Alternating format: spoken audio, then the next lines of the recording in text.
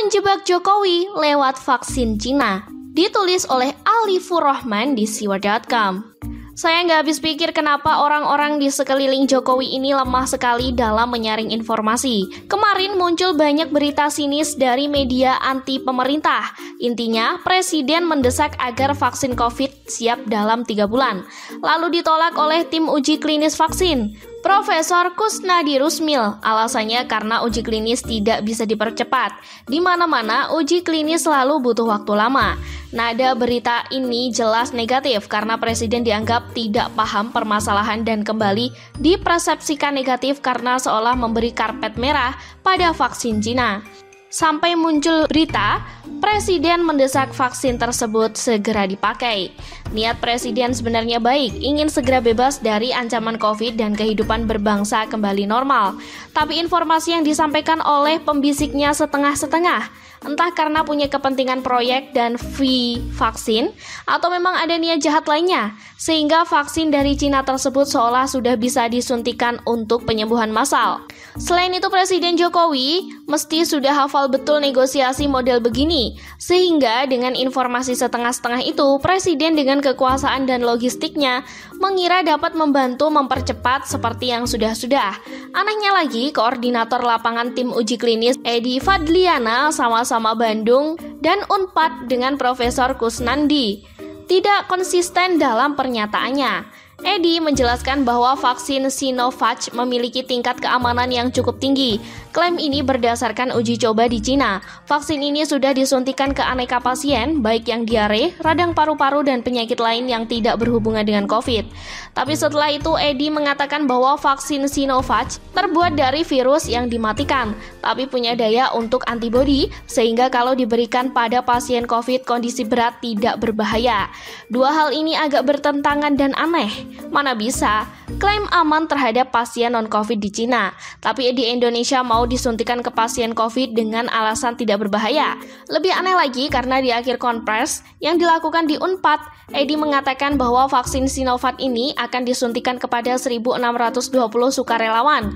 Syaratnya adalah berusia 18 hingga 59 tahun, sehat dan tidak terjangkit COVID. Ini apa-apaan? Jelas terjadi kesalahan berpikir yang sangat-sangat fatal.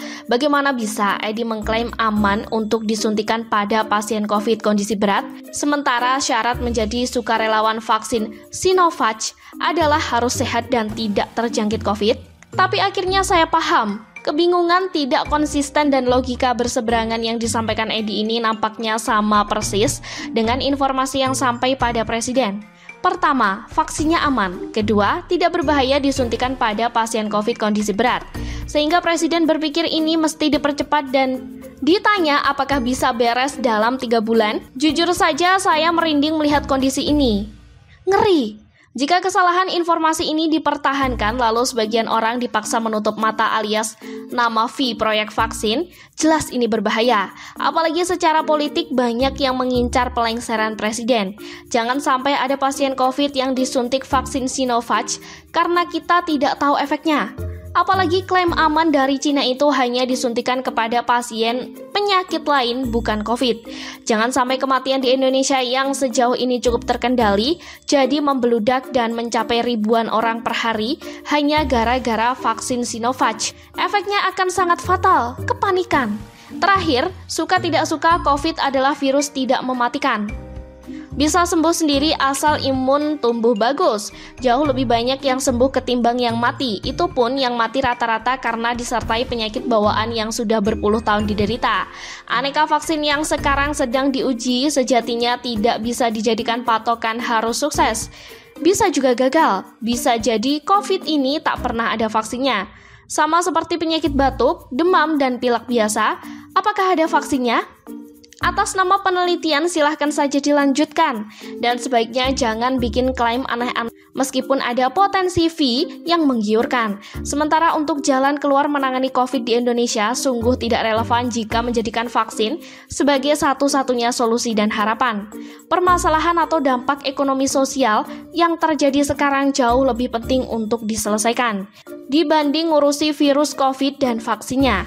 Vaksin belum tentu siap tahun 2021 atau bahkan belum tentu ada yang sesuai. Sementara kita harus tetap membiayai kebutuhan hidup.